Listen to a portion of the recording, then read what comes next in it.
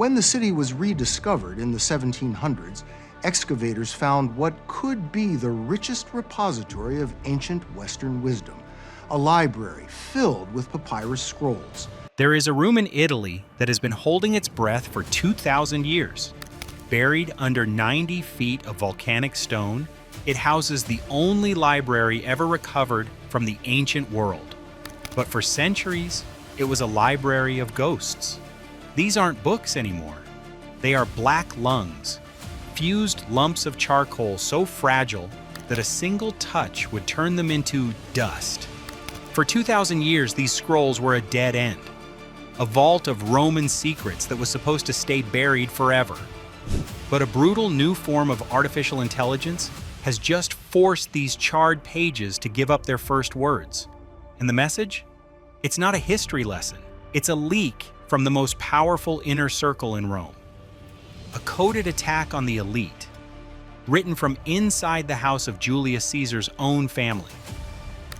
This isn't just old paper. These are the forbidden files of the Roman Empire, and they were never meant to be read by human eyes again. The Library of the Inner Circle. In the mid-1700s, workers tunneling through the rock stumbled upon a magnificent villa. It was sprawling, filled with incredible bronze statues and intricate mosaics. But in one small room, they found what they thought were sticks of charcoal or perhaps rolled-up rugs. Hundreds of them were stacked on shelves or packed into wooden boxes. It took a while for the realization to sink in. They were looking at a private library. This was the Villa of the Papyri, and it is widely believed to have belonged to Lucius Calpurnius Piso Caesoninus. If that name doesn't ring a bell, his son-in-laws definitely will. Piso was the father-in-law of Julius Caesar himself. This wasn't just any library, it was the personal collection of a man at the very top of the Roman power structure. But why hide these specific scrolls?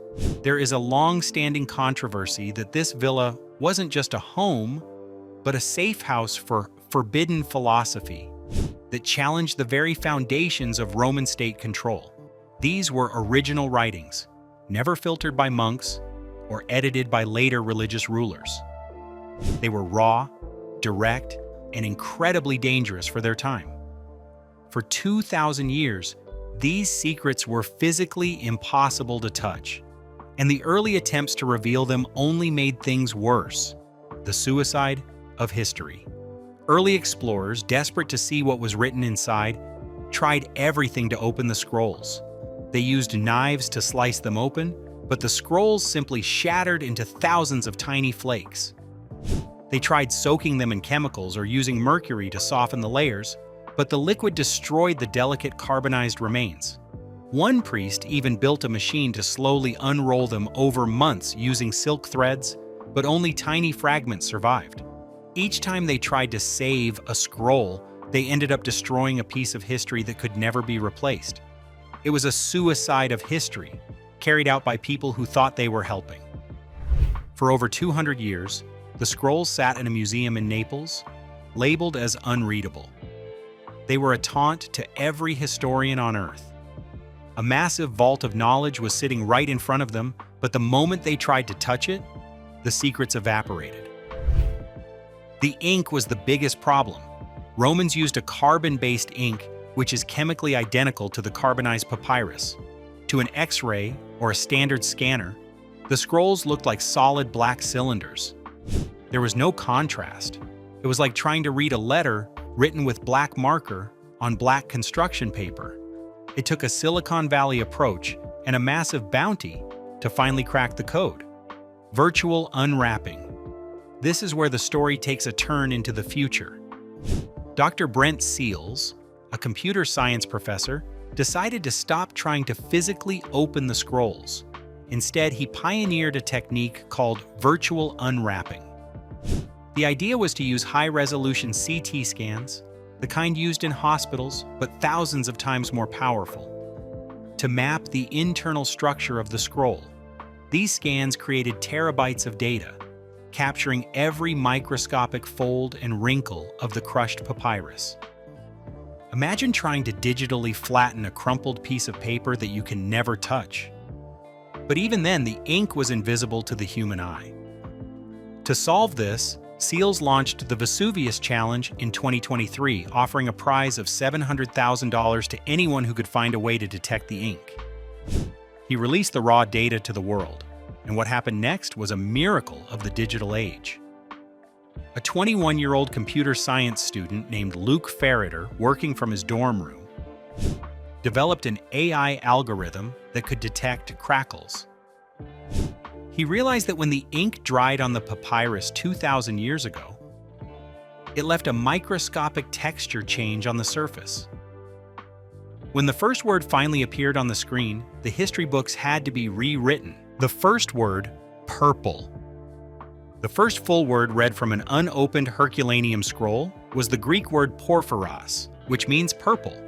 Shortly after, Ferreter teamed up with two other young researchers, Yusef Nader and Julian Schilliger. Together, they used even more advanced machine learning to pull out entire columns of text.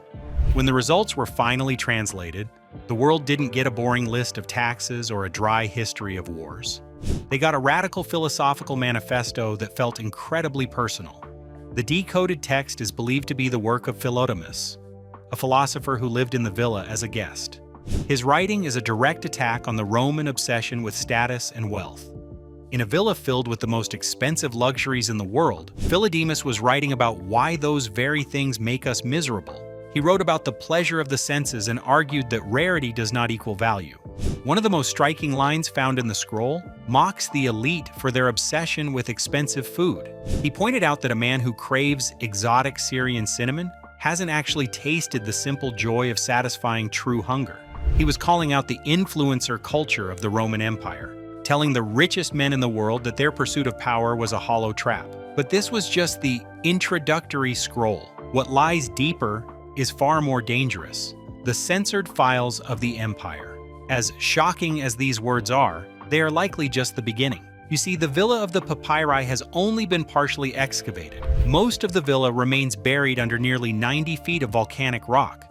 The scrolls we have found so far were mostly located in one small room, a sort of working library filled with Greek philosophy. However, every major Roman villa of that time had two libraries, a Greek one and a Latin one. The Latin library, which would contain the lost histories of the Roman Republic and perhaps even the private diaries of Julius Caesar, has never been found.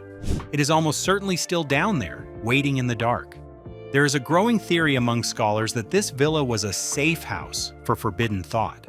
During the reign of various emperors, certain philosophies were seen as a threat to the state because they encouraged people to withdraw from politics and ignore the divinity of the ruler. If Piso was hiding these works, he was protecting the censored files of the Roman world. Imagine finding an eyewitness account of the assassination of Caesar or a scientific text that was suppressed because it challenged religious dogma. We are currently standing at the door of a vault containing the missing history of humanity, the race against time. The implications for the year 2025 are massive. The Vesuvius Challenge has set a goal to read 85% of the 4 scrolls they have scanned by the end of the year. But more importantly, this success is proving to the Italian government and archaeological boards that we can now dig without shovels. New technology is being developed, including microscopic robots that can slide through tiny cracks in the volcanic rock to scan scrolls without even moving them. We are on the verge of an information explosion that could be 1,000 times bigger than the discovery of the Dead Sea Scrolls. We aren't just learning what the Romans did, we are finally hearing what they actually thought when no one was listening. There are already plans to return to the buried levels of the villa, using AI to see through the stone before a single drill bit touches the earth. But some people believe these scrolls were buried by more than just a volcano. They were meant to stay hidden for a reason. The future of the uncovered files. The first decoded scroll ends with a series of reflections on how humans are distracted by the noise of the world. It's almost eerie to think that a man sitting in a seaside villa 2,000 years ago was worried about the same things we are today: vanity, the chase for more, and the fear of being forgotten. He didn't know that a volcano was about to seal his words in a tomb of fire. He didn't know that 2 millennia later, a digital brain would reach through the rock to find him. As the AI continues to unwrap the remaining thousands of layers, we have to wonder what else is hiding in the forbidden library. Are we ready for the truths that were meant to be erased? If you want to stay on the edge of the greatest discoveries in human history and find out what the next decoded scroll reveals, make sure to subscribe to Mysteries Uncovered Files. The vault is just beginning to open and you won't want to miss what we find next.